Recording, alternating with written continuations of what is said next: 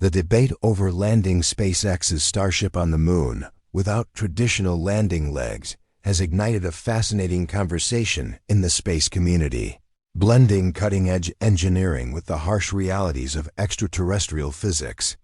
At the heart of this discussion is a provocative idea sparked by SpaceX spokesperson Dan Huot during a recent Flight 10 webcast. If Starship can touch down on Mars using just its heat shield skirt, why not apply a similar minimalist approach to the Moon? The provided content masterfully unpacks this notion, revealing some of the sharpest insights into why the Moon's unforgiving environment demands more than elegant shortcuts. Among the best points raised is the stark reminder of weight as an eternal trade-off in rocketry, a principle that echoes SpaceX's own evolution from Falcon 9's lightweight carbon fiber legs to the behemoth challenges of Starship. One standout strength of the analysis is its clear-eyed breakdown of static versus dynamic stability, concepts that demystify why even a low center of mass isn't a silver bullet for a 50-meter-tall vehicle like Starship HLS, Human Landing System. Static stability, where the center of gravity stays within the support base regardless of tilt angle, holds steady across gravitational fields, a counterintuitive fact that levels the playing field between Earth and the Moon. But dynamic stability during descent? That's where lunar gravity, just 1/6 of Earth's, turns a minor sideways drift into a tipping catastrophe. The content brilliantly illustrates this with real-world math. For a lander like intuitive machine's Odysseus, legs would need to splay out 2.5 times wider on the Moon to counter the same horizontal velocity that Earth could shrug off. This isn't abstract theory. It's grounded in the 2024 Odysseus mishap, where a 14-foot-tall probe toppled on a 12-degree slope after laser altimeter failures led to a hard, skidding touchdown, breaking one leg amid sideways motion. That's not just bad luck, it's a physics lesson etched in lunar dust. This insight shines because it ties historical precedents to modern ambitions. Half a century after Apollo astronauts hopped and tumbled in low-G, we're reminded that the Moon doesn't forgive height. Taller vehicles like Starship, with vertically stacked methane and oxygen tanks for balance, amplify the risk. Methane's density, twice that of oxygen, forces this elongated design, trading squat stability for propellant efficiency.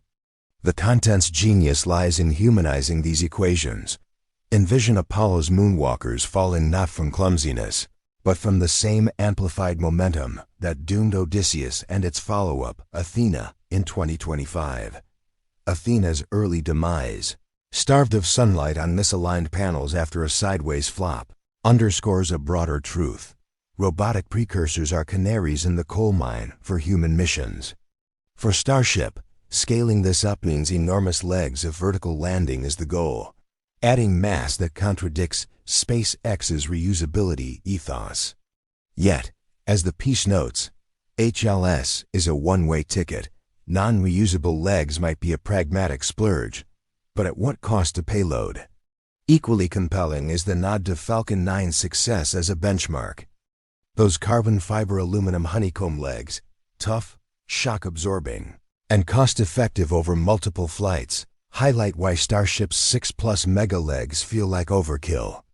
The content excels here by contrasting Earth's catcher arms, Mechazilla, with lunar necessities, emphasizing that infrastructure lags behind ambition.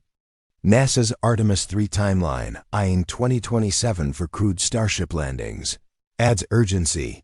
No time for moonshot R&D when proven, if bulky solutions exist. These points aren't just informative, they're provocative, urging readers to weigh innovation against reliability in a domain where failure isn't an option. Diving deeper into the content's powder keg, the real fireworks erupt around the radical pivot to horizontal landings for Starship on the Moon, a concept that flips the script on decades of vertical obsession in rocketry. This isn't just blue-sky brainstorming.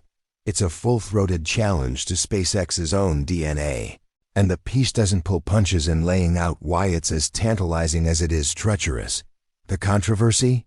It spotlights a schism between dreamers who see horizontal docking as the key to lunar, habitability, and pragmatists who cry foul over the engineering nightmare it unleashes. At 1,200 words total across 3 parts, this section zeroes in on the most divisive threads: the allure of sideways stability versus the structural headaches, and the broader beef over ditching legs in favor of unproven moonshot infrastructure. The horizontal landing pitch is the content's crown jewel of controversy, serving up a buffet of what-ifs that have space Twitter ablaze. Proponents, and the article leans into this camp with infectious enthusiasm, hail it as a stability savior. Picture Starship belly flopping onto the regolith like a cosmic beached whale, engines firing sideways, legs splaying out perpendicular to the hull for a footprint wider than a football field. In 1/6 gravity, this squat profile laughs off slopes that would send a vertical giant tumbling, echoing Odysseus's 2024 faceplant. No more white-knuckling a pinpoint touchdown. Uneven craters become features, not bugs. Forget clunky elevators from a 50-meter perch. Astronauts could stroll in at eye level, turning fuel tanks into instant bunkers or cargo bays into workshops. The piece's zinger here is the regolith burial angle. Slather the hull with moon dirt for radiation shielding, and horizontal makes it a snap, paving the way for Starship as a semi-permanent base. It's politically incorrect to say, but in a field bloated with vertical machismo, hello. Every rocket since Goddard, this feels like a middle finger to tradition, cheaper cargo offload, quicker engine relights without dust storms, and a nod to Mars' own skirt landing vibe. But oh, the backlash. Critics, and there are legions from NASA engineers to armchair physicists, torch the idea as a Rube Goldberg fever dream, and the content substantiates their gripes with cold, hard trade-offs. Starship's stainless steel spine is a vertical virtuoso, built for thrust along its axis, not bending moments from side impacts. That's point-loaded fury on those legs, risking crumples even in low G, unlike the diffuse aeroforces of Earth re-entry. The article nails the hypocrisy. SpaceX's belly flop maneuvers are transient showmanship, not a blueprint for habitation. Flip to horizontal, and suddenly you're reorienting for ascent. Cue auxiliary thrusters, fuel slosh chaos in sideways tanks. Gravity now your enemy, not ally, and a center of mass merry-go-round that could turn takeoff into a slow-motion tip-over. It's not just risky. It's a complexity bomb in an industry where every added kilogram is a payload thief.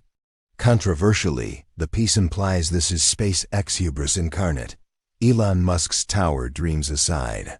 Horizontal demands a full redesign for Artemis 3's 2027 crunch. When off-the-shelf legs, even beefy ones, are the devil we know. This legs-are-the-legs tug-of-war amplifies the debate, pitting minimalism against Murphy's Law. The content controversially floats Mechazilla on the moon as the endgame. Robotic 3D printers churning out catchers from regolith, but calls BS on the timeline. Artemis is barreling ahead, infrastructure stuck in PowerPoint purgatory. Why gamble on horizontals or habitats when 6 carbon fiber behemoths could brute force stability for a one and done? It's a politically charged take. SpaceX's reusability religion clashes with lunar disposability, forcing a compromise that smells like surrender. Detractors argue its fear-mongering low-G math favors the bold, but failures like Athena's 2025 flop substantiate the skeptics. It questions if Starship's Mars-first mindset is dooming lunar pioneers to over-engineered crutches, sparking endless Reddit rants on whether elegance trumps survival. These controversies aren't settled. They're rocket fuel for the space race's next chapter, blending audacious vision with sobering math. As the dust settles on the legs versus landers showdown, the content's true brilliance emerges in its forward gaze, a pragmatic roadmap for Starship's lunar leap that tempers SpaceX's boundary-pushing bravado with the moon's brutal math. The best points here aren't flashy hypotheticals but sober reckonings, like the one-way HLS's disposability flipping reusability on its head. Why sink fortunes into Falcon-style legs for a vehicle that won't phone home? It's a delicious irony. Starship, born of iterative Earth catches, now eyes single-use crutches for Apollo's sequel. This insight cuts deep, substantiating why minimalism Mars skirts clashes with lunar exigencies, forcing a mass penalty that's as inevitable as it is infuriating. Estimates peg 6+ legs at considerable weight, but the piece smartly contextualizes.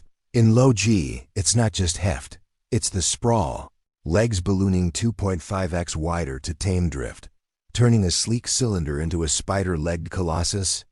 Equally sharp is the content's autopsy of recent flops, weaving Odysseus and Athena into a cautionary tapestry that elevates the narrative beyond speculation.